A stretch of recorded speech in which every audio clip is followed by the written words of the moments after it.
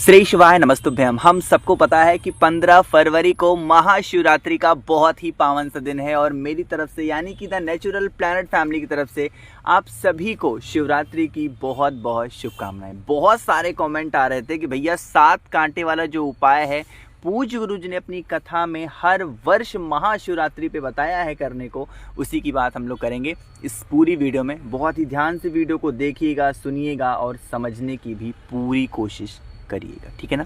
चलो समझने की कोशिश करते हैं कि हम इस उपाय को कैसे करेंगे जिससे हमारी जो मनोकामना है वो जल्दी पूरी हो पाए, है ना।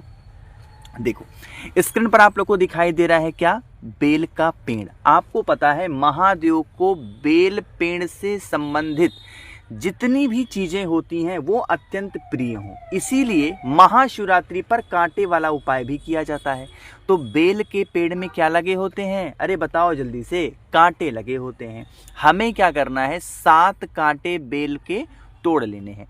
अब यहाँ पर एक नियम सुनिएगा, जो बेल के कांटे होते हैं ना वो बड़े टाइट होते हैं, बहुत शार्प होते हैं, बहुत नुकीले होते हैं। तो एक चीज का विशेष ध्यान दीजिएगा, कोई भी व्यक्ति इस चीज का ध्यान रखेंगे कि अपने छोटे बच्चों को तोड़ने के लिए नहीं भेजेंगे, आप खुद जाएंगे या अपने साथ किसी बड़े सदस्य को साथ लेके जाएंगे, ठीक है ना।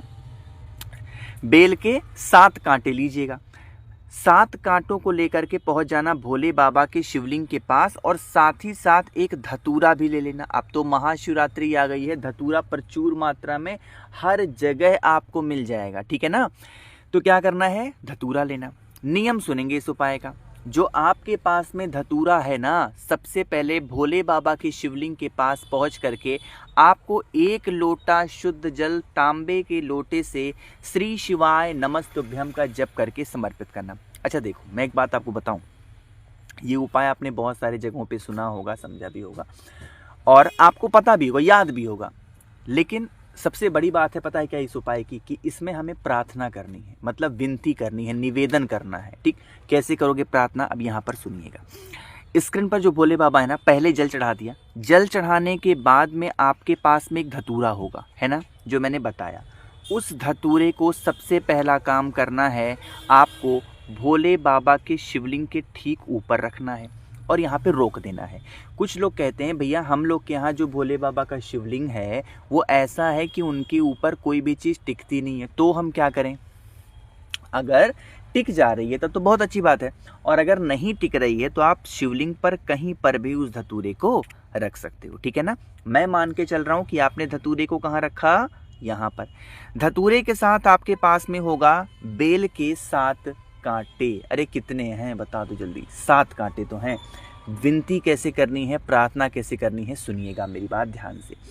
अपने हाथों में 7 कांटों को लीजिएगा और एक एक करके उन 7 के 7 कांटों को भोले बाबा के शिवलिंग के ऊपर समर्पित करना। कैसे विनती करोगे कि हे शिव शंभु, हे भोलेनाथ, आज इस महाशिवरात्रि के अवसर पे हम ये 7 कांटे आपको समर्पित कर रहे हैं। ये 7 कांटे हम अपने जीवन के एक एक कण को रख रहे हैं, यानी हम अपने जीवन की एक एक कष्ट आपको कांटों के रूप में समर्पित कर रहे हैं। हमारे कांटे रूपी इस कष्ट को स्वीकार करें और हमारे घर में सुख शांति एवं समृद्धि का वास बना रहे। हे शिव शंभु, हे भोलेनाथ, यही मेरी प्रार्थना है। कैसे विनती करोगे, दोबारा सुनना। जब 7 कांटे चढ़ाओगे यही कहना कि हम ये 7 कांटे आपके शिवलिंग के ऊपर समर्पित कर रहे हैं। ये 7 कांटे हमारे जीवन के कष्ट रूपी कांटे हैं। इन कष्ट रूपी कांटों को स्वीकार करें और हमारे घर में सुख शांति समृद्धि का वास बना रहे। ऐसे विनती प्रार्थना करके देख लीजिए, महादेव बहुत प्रसन्न होते हैं और आपकी कितनी भी बड़ी मनोकामना हो, कितनी भी छोटी मनोकामना हो, वो विशेष वो इच्छा आपकी ज़रूर पूरी होती है। तो करिएगा ज़रूर, किसी को भूलना नहीं है, इजी है, आसान सा उपाय है, ठीक है ना, करिएगा। चलिए आगे बढ़ते हैं। अब इस वीडियो पे करने वाले हम लोग अपने दूसरे उपाय की तरफ, जो कि हमें करना है किससे भाई, धतूरे के साथ में करना है। बहुत स्पेशल, बहुत छोटा सा उपाय है, समझने की कोशिश करते हैं दोबारा से। अब सबसे पहले इस दूसरे उपाय के बेनिफिट तो समझ लो। अच्छा छोड़ो, जैसे चाहे महाशिवरात्रि का दिन हो या कोई ऐसा विशेष दिन आता हो, हम लोग क्या करते हैं, भोले बाबा के शिवलिंग के ऊपर समर्पित करते हैं क्या, धतूरा समर्पित करते हैं और कांटे समर्पित करते हैं। ये क्या खाने वाली चीज़ें होती हैं? नहीं, लेकिन हम इसलिए चढ़ाते हैं कि धतूरा भी नशे का रूप होता है, कांटे भी जीवन के कांटे ही हैं।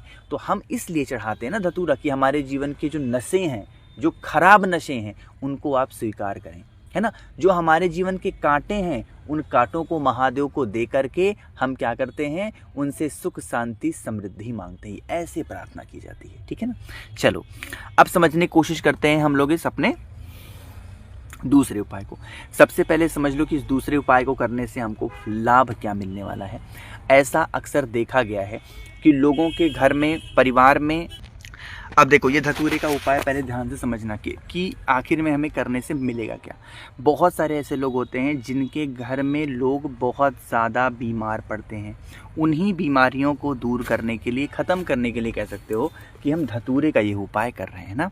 बहुत स्पेशल सी, बहुत छोटी सी वीडियो, ध्यान से सुनना। सबसे पहले क्या करना है, आपको थोड़ा सा धतूरा, बहुत ज़्यादा की ज़रूरत नहीं है, मैं पहले बता रहा हूँ। थोड़ा धतूरा मतलब 1 धतूरा या 2 धतूरा ले लो, ठीक। जो भी व्यक्ति आपके घर में बीमार रहता है, यह धतूरे का उपाय स्पेशली सिर्फ शिवरात्रि तिथि को करते हैं और किसी भी दिन नहीं करते, है ना।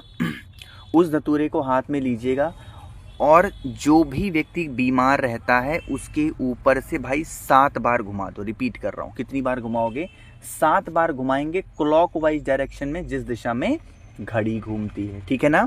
घुमा दिया और अब घुमाने के बाद में फिर आप इस धतूरे को उठाएंगे। आपके घर के पास में कोई भोले बाबा हैं, उनके शिवलिंग पर ले जाके चुपचाप समर्पित कर देना।